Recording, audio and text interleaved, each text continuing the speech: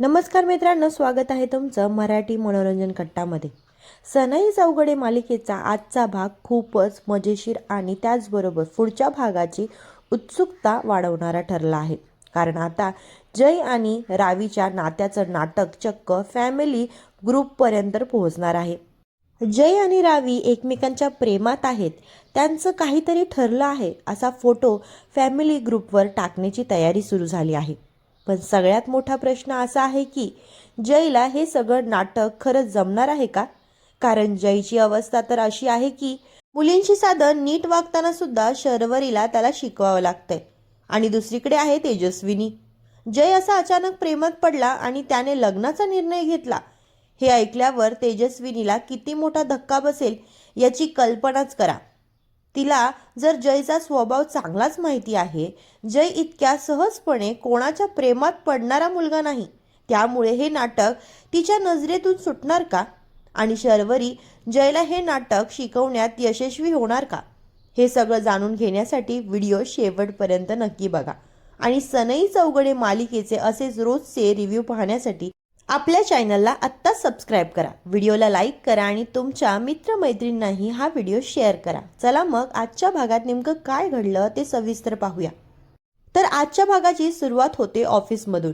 शर्वरी जयसाठी एक भन्नाट आयडिया सांगते। गौतम आणि आसावरीचं लग्न पुढे जावं यासाठी जयच्या आईला म्हणजे तेजस्विनीला काहीतरी वेगळं दाखवणं गरजेचं आहे। म्हणून शर्वरी म्हणते की जयची एक खोटी गर्लफ्रेंड उभी करूया।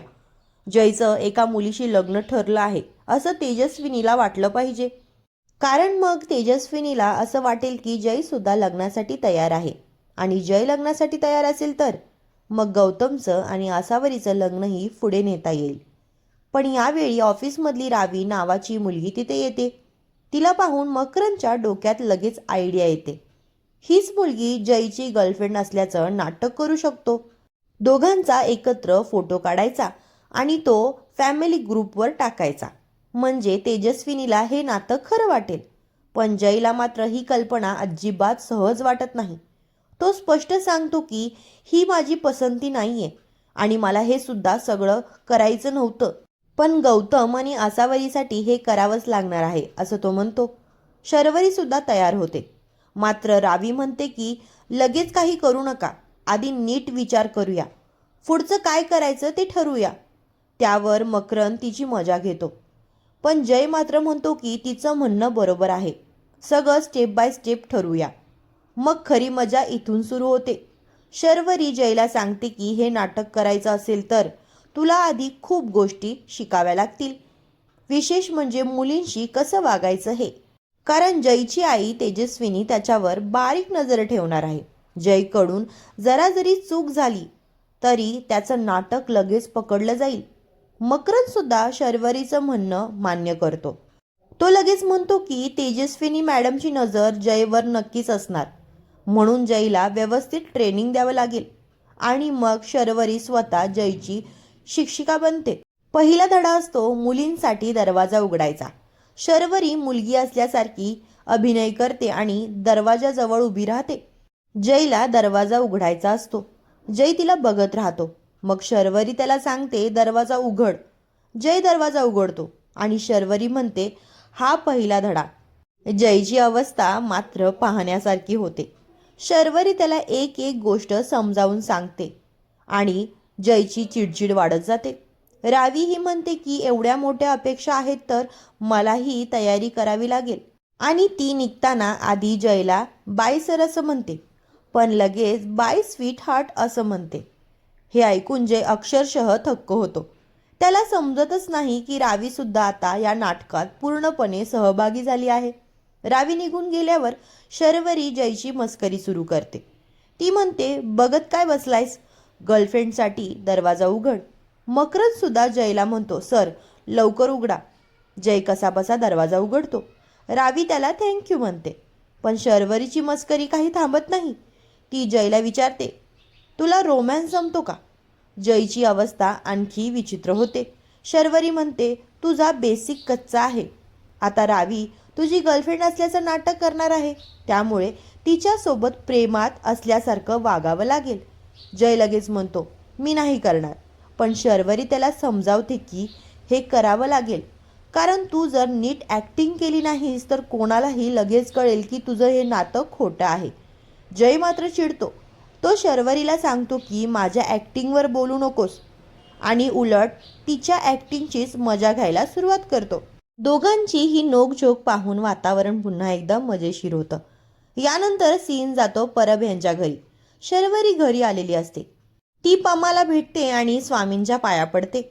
पमा आपल्या मुलींसाठी प्रार्थना करते. ती म्हणते, माझ्या मुलींना सुखी ठेव आणि त्यांच्या सगळ्या इच्छा पूर्ण होऊ दे. शर्वरी मनापासून प्रार्थना करते की जे ठरलं आहे तसंच घडू दे. पम्माला शर्वरीचं बोलणं ऐकू येतं. ती विचारते, तू काय म्हणतेस? शर्वरी लगेच सांगते की मी गौतम आणि असावरीचं लग्न ठरलंय ना, ते व्यवस्थित पार पडू दे अशी प्रार्थना करत होते. पप्पा म्हणते, त्याची काळजी करू नकोस, स्वामी आपल्या पाठीशी आहेत, सगळं चांगलं होईल. त्यानंतर शरू किचनमध्ये जाते. तिथे असावरी काहीतरी बनवत असते. शर्वरी लगेच तिची मस्करी सुरू करते. तिला कळतं की असावरी गौतमसाठी काहीतरी खास बनवत आहे, कारण दुसऱ्या दिवशी गौतमचा वाढदिवस असतो. असावरी शिरा बनवत असते. शर्वरी म्हणते, माझ्या वाढदिवसासाठी तू असं काही केलं होतंस का? असावरी म्हणते, मम्मी तर दरवर्षी तुझ्यासाठी काहीतरी करते. त्यावर शर्वरी म्हणते, मम्मी करते, तू नाही. दोघींची अशी गोड मस्करी सुरू असते. शेवटी असावरी म्हणते, यावर्षी नक्की तुझ्यासाठी काहीतरी बनवेन, पण आता मला गौतमसाठी सरप्राईज करायचं आहे. मला त्याला सगळ्यात आधी विश करायचं आहे. हे ऐकून शर्वरी पुन्हा तिची मजा घेते. आता यानंतर सीन जातो गौतमकडे. गौतम आपल्या रूममध्ये एकटाच असतो आणि त्याच्या मनात एकच विचार असतो, उद्या माझा वाढदिवस आहे. असावरीला माझा वाढदिवस माहिती असेल का? आणि तिने मला सगळ्यात आधी विश केलं तर किती छान होईल. तेवढ्यात जय रूममध्ये येतो. तो गौतमला विचारतो, काय झालं, तू इतका शांत का आहेस? पण गौतम काहीच सांगत नाही.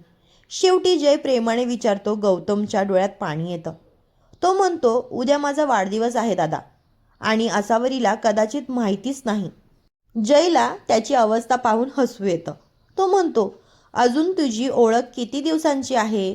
प्रत्येकाला वाढदिवस लक्षात राहील असं नाही. पण गौतम म्हणतो, मला फक्त एवढंच वाटतं की तिने मला सगळ्यात आधी विश करावं. तेवढ्यात त्याच्या फोनवर असावरीचा फोन येतो. गौतमचा चेहरा लगेच आनंदाने खुलतो. तो जयला म्हणतो, मी तुला म्हटलं होतं ना, आमच्यात काहीतरी कनेक्शन आहे. असावरी त्याला रात्री भेटायला बोलवते आणि विशेष म्हणजे ती सांगते की हे कोणाला सांगू नका. गौतम घाबरतो. इतक्या रात्री तिने मला का बोलवलं असेल? जय सुद्धा त्याच्यासोबत जातो. दोघे तिथे पोहोचतात. सगळीकडे अंधार असतो. गौतमला वाटतं काहीतरी गंभीर झालं असावं, पण अचानक लाईट्स लागतात. समोर सुंदर डेकोरेशन केलेलं असतं. असावरी आणि शर्वरी दोघी मिळून गौतमला वाढदिवसाचं सरप्राईज देतात. गौतमचा आनंद तर चेहऱ्यावर स्पष्ट दिसतो. असावरी त्याला स्वतःच्या हाताने बनवलेला शिरा खायला देते. गौतम म्हणतो, एकदम टकाटक झालाय. सगळेजण हसायला लागतात. गौतम असावरीलाही शिरा भरवतो आणि सांगतो की मला वाटलं होतं तुला माझ्या वाढदिवसाबद्दल माहितीच नाही. असावरी सांगते, तिला आधी माहितीच नव्हतं. सगळं शर्वरीने सांगितलं आणि तुला सरप्राईज द्यायचं होतं. गौतमला हे ऐकून शर्वरीचं कौतुक वाटतं. गौतम आणि असावरी एकमेकांमध्ये बोलत असताना जय त्यांची मस्करी करतो. तो असावरीला सांगतो की गौतम दिवसभर याच गोष्टीचा विचार करत होता. ती मला विश करणार का? तिला माझा वाढदिवस माहीत असेल का? हे ऐकून सगळे हसायला लागतात. त्यानंतर शर्वरी स्वतःच्या वाढदिवसाबद्दल बोलायला लागते. ती म्हणते, मला माझा वाढदिवस खूप स्पेशल वाटतो. जय पुन्हा तिची मजा घेतो. शेवटी शर्वरी जयला बाजूला घेऊन जाते, कारण तिला गौतम आणि असावरीला थोडा वेळ एकत्र द्यायचा असतो. जयला मात्र काहीच कळत नाही. शर्वरी डोक्याला हात लावून म्हणते, स्वामी ह्याला जरा तरी बुद्धी द्या. जय लगेच म्हणतो, मी तुझा बॉस आहे. पण शर्वरी त्याची मस्करी करत राहते. ती पुन्हा त्याला सांगते की आता तुला रावीबरोबर रोमॅन्टिक ॲक्टिंग करायची आहे. जय पुन्हा नकार देतो. पण शर्वरी म्हणते, दुसरा पर्याय नाही. शर्वरी जयला सांगते की रावी तुझी गर्लफ्रेंड आहे असं दाखवायचं असेल तर फक्त फोटो काढून उपयोग नाही. तुमच्यात जवळीक दिसली पाहिजे. दोघांनी एकमेकांच्या प्रेमात असल्यासारखं वागलं पाहिजे. जयला हे सगळं ऐकून घाम फुटतो, पण शर्वरी त्याला मोटिवेट करते. यू कॅन डू इट, तू करू शकतोस, असं म्हणत ती जयला तयार करते. तेवढ्यात एक आवाज येतो. जय आणि शर्वरी तिकडे जातात आणि तिथे गौतम आणि आसावरी एकमेकांसोबत गोड क्षण घालवत असतात. जय लगेच गौतमकडे धावतो, पण शर्वरी त्याला थांबवते. ती म्हणते, शांत हो, त्यांचं लग्न होणार आहे. आणि मग उलट जयची मस्करी करते.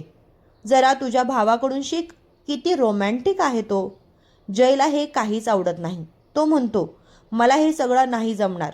पण शर्वरी म्हणते, जमवावं लागेल, नाहीतर तुमचं नाटक लगेच उघडं पडेल. आणि मग ट्रेनिंग सुरू होते. शर्वरी जयला रावीबरोबर कसं वागायचं, कसं फोटो काढायचे, कसं प्रेमात असल्यासारखं दिसायचं हे समजावत असते. पण या सगळ्या गोंधळात एक क्षण असा येतो की जय आणि शर्वरी दोघेही अचानक एकमेकांच्या अगदी जवळ येतात आणि नकळत जयकडून शर्वरीच्या गालाला गाल लागतो. क्षणभर दोघेही शांत एकमेकांकडे बघत राहतात. परिस्थिती दोघांसाठीही खूपच अवघड होते. दोघांनाही काय बोलावं हेच कळत नाही. शर्वरी लगेच परिस्थिती सावरण्याचा प्रयत्न करते. ती आसावरीला आवाज देते आणि तिथून निघून जाण्याचा प्रयत्न करते. जय सुद्धा गौतमला घेऊन निघतो. पण या छोट्याशा प्रसंगामुळे जय आणि शर्वरी दोघांच्याही मनात नक्कीच काहीतरी वेगळं सुरू झालंय अशी अवस्था, उत्सुकता निर्माण होते. यानंतर सकाळचा सीन खानोलकरांच्या घरी दाखवला जातो. गौतमच्या वाढदिवसानिमित्त घरात आनंदाचं वातावरण असतं. त्याची आजी त्याचं औक्षण करते आणि त्याला आशीर्वाद देते. तेजस्विनीही आपल्या मुलाला वाढदिवसाच्या शुभेच्छा देते. सगळेजण गौतमला गिफ्ट देतात. तेजस्विनी संध्याकाळी पार्टी असल्याचं सांगते आणि सगळ्यांना वेळेवर घरी यायला सांगते. गौतम लगेच विचारतो, आसावरीच्या फॅमिलीला बोलवलं आहे ना? तेजस्विनीला हे फारसं आवडत नसतं, पण आजी सांगते की परबांना आपण आधीच फोन केला आहे आणि सगळे येणार आहेत. गौतम खुश होतो. यानंतर जय आणि गौतम ऑफिसला निघतात. गौतम जयला विचारतो, दादा, माझ्यासाठी तू काहीतरी सरप्राईज देणार होतास ना? जय म्हणतो, पार्टीमध्ये कळेल. आणि अशा आनंदाच्या वातावरणात आजचा भाग संपतो. तर मित्रांनो, उद्याचा भाग मात्र यापेक्षा जास्त मजेशीर असणार आहे. कारण आता शर्वरी जयला रावीबरोबर प्रेमाचं नाटक कसं करायचं याची पुढची ट्रेनिंग देणार आहे. फॅमिली ग्रुपवर फोटो टाकायचा आहे आणि जय आणि रावी एकमेकांच्या प्रेमात आहेत असं दाखवायचं आहे. आणि फोटो काढताना जयने रावीचा हात हातात घ्यायचा असतो. पण जय काय करतो, तो चक्क रावीचा हात आणि शर्वरीचा हात दोन्ही हातात धरतो. हे पाहून शर्वरी त्याच्याकडे ज्या नजरेत बघते ते पाहण्यासारखं असतं.